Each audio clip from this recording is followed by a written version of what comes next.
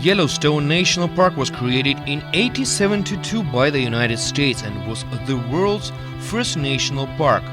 Australia created the Royal National Park 7 years later. Canada was also a pioneer in establishing national parks. In 1885, Banff National Park became Canada's first national park. In 1911, Canada established the world's first national park service, and today Canada has one of the world's most extensive systems of national parks and protects more acres of land in this national park system than any other country in the world. The largest national park in the world is the Northeast Greenland National Park, created in 1974 by the Danish government that is responsible for Greenland.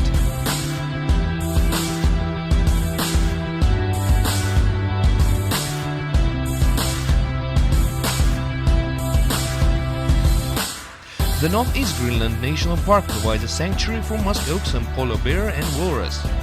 Governments throughout the world have generally become more aware of the threat to the Earth's wildlife, particularly to the wildlife in their respective countries.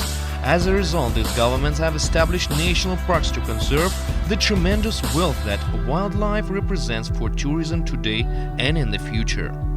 Today, there are more than 6,000 national parks in nearly 100 countries that support wildlife conservation and ecotourism.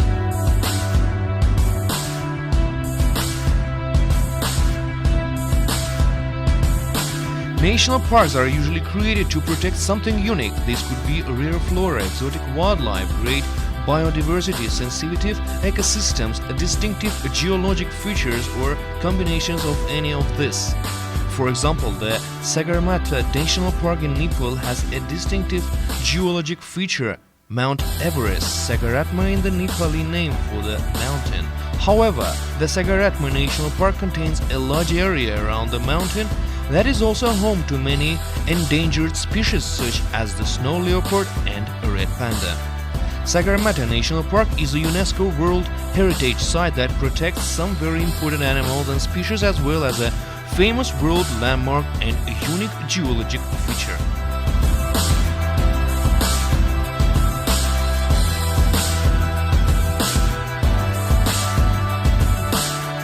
The creations of national parks has been a very important steps towards the preservation of the world's natural resources and the conservation of wildlife.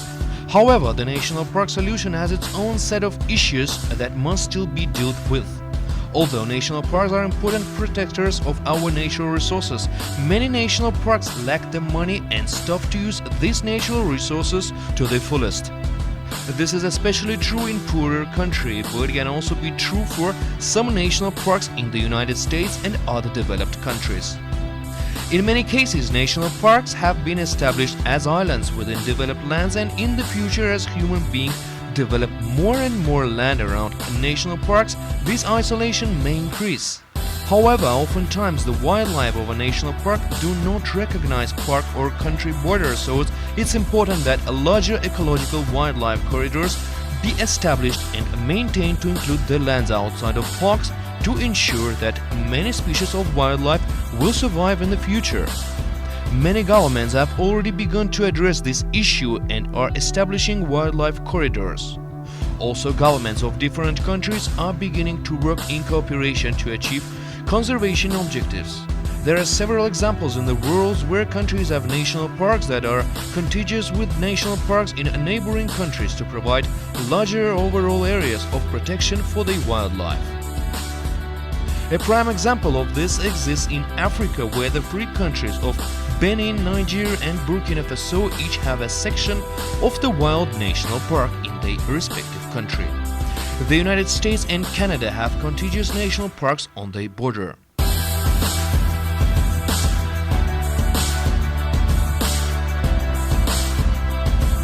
Glacier National Park in the United States borders the Waterton Lakes National Park in Canada. The two national parks are collectively known as the Waterton Glacier International Peace Park, the world's first international peace park created in 1932. Another important issue for today's national parks is the visitor experience. There are several aspects to this issue. The most important is the impact of the visitor on the national park and the natural resources that is meant to be protected. As national parks become more and more popular, the number of visitors increases. As the number of park visitors increases, the traffic can have a negative impact on the national park's flora and fauna. Ironically, as the number of visitors increases, it can also have a negative impact on the visitor experience itself. Watching a black bear while standing among hundreds of other park visitors, many of whom are snapping photographs or cheering the bear on, is quite a different experience from seeing the bear while hiking on an isolated trail by yourself. A prime example of this is Yosemite National Park, one of the most popular national parks in the world. Yosemite already faces overcrowding issues that challenge the balance between open access and maintaining the park's natural environment.